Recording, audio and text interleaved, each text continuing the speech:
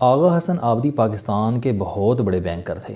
آبدی صاحب نے 1972 میں BCCI bank of credit and commerce international کے نام سے بینک بنایا اور کمال کر دیا۔ BCCI کی 78 ملکوں میں برانچیں اور $20 بلین کے اثاثے تھے۔ یہ اپنے زمانے میں دنیا کا 7واں بڑا پرائیویٹ بینک تھا اور ملکوں کو قرضے دیتا تھا۔ شوکت عزیز اور خواجہ آصف اس بینک میں ملازمت کرتے تھے۔ اس کے 77% شیئرز کے مالک UAE کے حکمران شیخ زید بن سلطان آل نہیان تھے۔ یہ شیخ کی اس دور میں سب سے بڑی سرمایہ کاری تھی اور یہ سرمایہ کاری شیخ نے ایک پاکستانی آغا حسن آبدی سے آدھ گھنٹے کی ملاقات میں کر دی تھی۔ یہ ایک زمانے میں پاکستان اور پاکستانیوں کی کریڈیبلٹی ہوتی تھی۔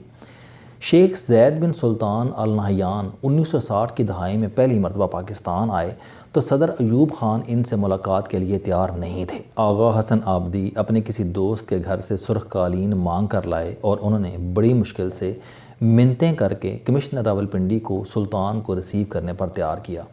کمشنر راولپنڈی چند منٹوں کے لیے چکلالہ ایئرپورٹ آئے، شیخ کے ساتھ ہاتھ ملایا اور میٹنگ کا بہانہ کر کے غائب ہو گئے۔ آغا حسن آبدی نے انہیں انٹر کانٹیننٹل ہوٹل آج کے PC میں ٹھہرایا اور یہ بڑی مشکل سے پکڑ دھکڑ کر مختلف افسروں، صحافیوں اور وزراء کو ملاقات کے لیے ان کے پاس لے کر آئے تھے۔ سلطان کو ہوٹل کا لان بہت اچھا لگا۔ اس نے مالی کے بارے میں پوچھا۔ ہوٹل انتظامیہ نے مالی سلطان کے حضور پیش کر دیا۔ سلطان نے مالی کو ملازمت کی پیشکش کی اور اسے اپنے جہاز میں دبئی لے گیا۔ وہ مالی اور اس کا خاندان بعد ازاں کھرب پتی بن گیا اور یہ آج پاکستان کے ایک بااثر خاندان کا حصہ ہے۔ ہم 1960 کی دہائی میں UAE کو اتنی اہمیت دیتے تھے۔ 1970 اور 1980 کی دہائی میں بھی پاکستان دنیا کا بڑا اور تیزی سے ترقی کرتا ہوا ملک تھا۔ UAE کے حکمران خاندان نے ذوالفقار علی بھٹو کی تمام شرائط مان کر 1970 کی دہائی میں پاکستان سے ورکرز اور لیبرز لی تھی اور ہمارے 12-13 لاکھ لوگوں نے سیرا کو دنیا کے کامیاب ترین شہروں میں تبدیل کر دیا تھا۔ ایمریٹس اس وقت دنیا کی تیسری بڑی ایئر لائن ہے۔ یہ ایئر لائن 1985 میں کراچی سے شروع ہوئی تھی اور PIA نے اپنے 2 جہاز اور عملہ دے کر اس ایئر لائن کی بنیاد رکھی تھی۔ ایمریٹس کا مخفف EK ہے۔ E سے ایمریٹس بنتا ہے اور K سے کراچی، لہٰذا ایمریٹس میں آج 37 برس بعد بھی کراچی کا K موجود ہے۔ مگر آج UAE کہاں ہیں اور ہم کہاں ہیں؟ ہم 10 برسوں سے UAE سے قرضہ مانگ رہے ہیں۔ ہمارے اسٹیٹ بینک میں اس وقت بھی UAE کے $2 بلین کے ڈپازٹس ہیں اور ہمارے وزیر اعظم اور آرمی چیف پچھلے ہفتے UAE سے $1 ارب مزید مانگ کر لائے ہیں اور ہم اس پر خوشی کے شادیانے بھی بجا رہے ہیں۔ لیکن ہم آج بھی یہ سوچنے پر تیار نہیں ہیں کہ دنیا ہم سے آگے کیسے اور کیوں نکل گئی اور ہم دنیا سے پیچھے کیوں ہیں۔ آج آپ یقین کریں افغانستان بھی ہم سے آگے ہے۔ طالبان کے پاس ڈالرز بھی ہیں اور یہ ڈالر ہم سے 155% سستا بھی ہے اور وہاں پاکستان سے زیادہ امن بھی ہے۔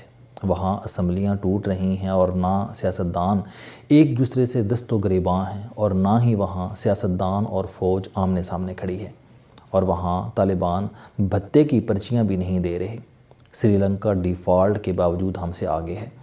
بنگلہ دیش کے زر مبادلہ کے ذخائر $33 بلین ہیں اور اس نے ڈھاکہ میں ماڈرن میٹرو ٹرین بھی چلا دی ہے۔ بھوٹان، نیپال اور مالدیپ میں ہمارے مقابلے میں 300 گنا زیادہ سیاح آتے ہیں۔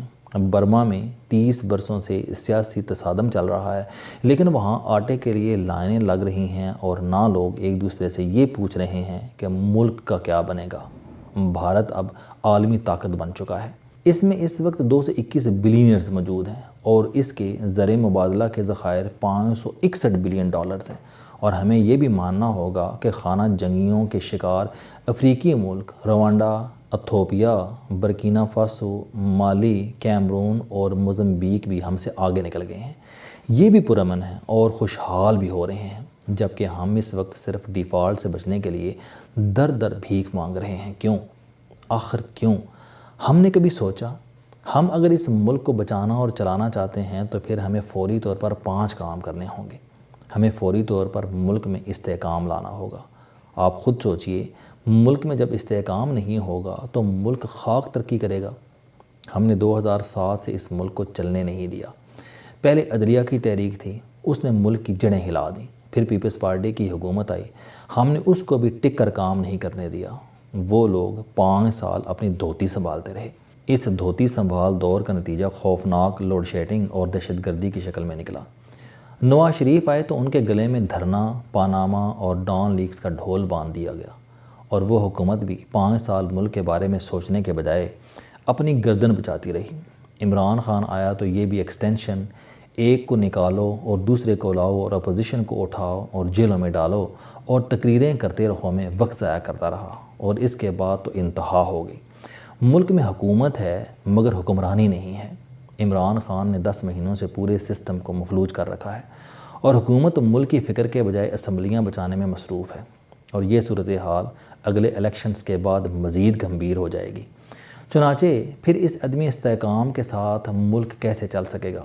میری درخواست ہے کہ یہ گند جس نے ڈالا تھا صرف وہی اسے صاف کر سکتا ہے، لہٰذا آپ کھلے دل کے ساتھ آگے آئیں، گند صاف کریں تاکہ ملک میں استحکام آ سکے، ورنہ ہم برف کی طرح پگھل جائیں گے۔ 2، پورے ملک کو ٹریننگ کی ضرورت ہے۔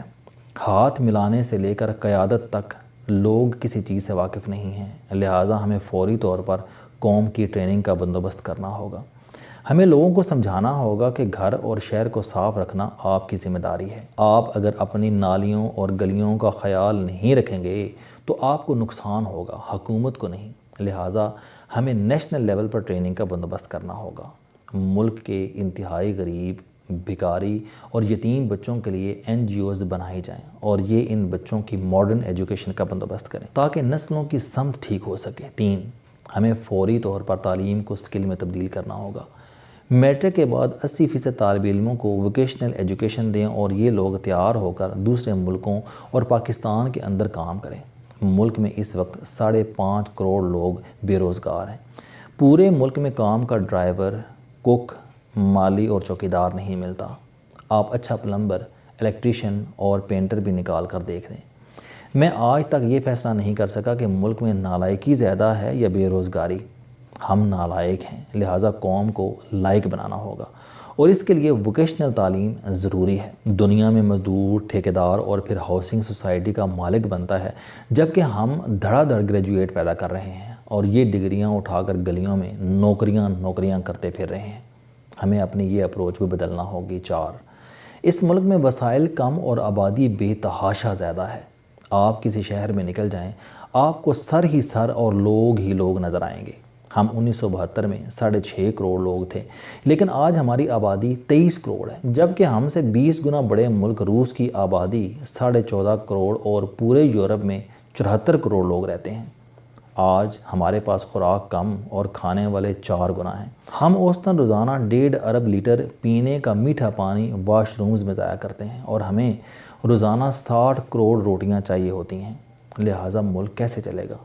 اور 5، ہم من حیث القوم اینٹی بزنس، اینٹی پروگریس اور اینٹی سوشل ہیں۔ ہم خوش اخلاق لوگوں کو منافق، ترقی کرنے والوں کو خوش آمدی اور بزنس مینوں کو چور سمجھتے ہیں، جبکہ باقی دنیا میں یہ لوگ قومی اثاثے سمجھے جاتے ہیں۔ امریکہ کو امریکہ اس کی 36,000 ملٹی نیشنل کمپنیوں نے بنایا تھا، جبکہ یہاں ہر کامیاب بزنس مین کی ٹانگیں کاٹ دی جاتی ہیں، ہر ترقی کرنے والے کو بے عزت کر دیا جاتا ہے، اور ہر خوش اخلاق شخص کو سڑک پر جوتے مار دیے جاتے ہیں۔ چنانچہ پھر یہ ملک کیسے چل سکے گا؟ ہم اگر واقعی ترقی کرنا چاہتے ہیں تو ہم ترقی یافتہ ملکوں کی تقلید کیوں نہیں کرتے؟ ہم خود کو دبئی، ترکی اور انڈیا کیوں نہیں بنا لیتے؟ کیا وہاں کوئی اور مخلوق رہتی ہے؟ کیا وہ انسان نہیں ہیں؟ اگر ہیں تو پھر ہم کیسے انسان ہیں؟ ہم میں آخر کیا کمی ہے؟ ہم کیوں بھیک مانگ رہے ہیں؟ السلام علیکم۔ آپ سٹوڈنٹ ہیں، کوئی جاب کرتے ہیں، کاروبار کرتے ہیں، یا پھر آپ گھریلو زندگی گزار رہے ہیں۔ اگر آپ اپنی زندگی کو بدلنا چاہتے ہیں تو اس چینل علم دوستی پر آپ زندگی میں کامیابی کے لیے جاوید چوہری صاحب کے موٹیویشنل، سوشل، سیلف ڈسکوری سے ریلیٹڈ اور صحت سے متعلق بے شمار کالم سن سکتے ہیں۔ میرا دعویٰ ہے کہ یہ چینل آپ کی زندگی بدل دے گا۔ اس چینل کا مقصد اچھی باتیں معاشرے میں پھیلانا ہے، اور اچھی بات کو دوسروں تک پہنچانا صدقہ جاریہ ہے۔